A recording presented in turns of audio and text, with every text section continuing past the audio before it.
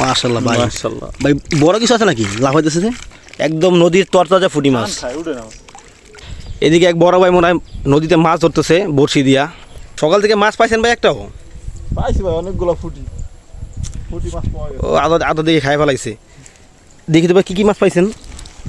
এই দেখেন ভাই তো অনেকগুলো ফুটি মাছ পাইছেন। মাশাআল্লাহ ভাই, মাশাআল্লাহ। ভাই বড় কিছু আছে নাকি লাভ হইতেছে যে? বড় বলতে ও সবই ফুটি মাছ। বড় বড় কিছু ফুটি আছে। ভাই ফুটি মাছ আর কি আর অন্য কোনো মাছ আসে না? আছে ভাই, বড় বড় রুই কাতল, রুই কাতল মাছ কি আপনার বড়শিতে উঠে?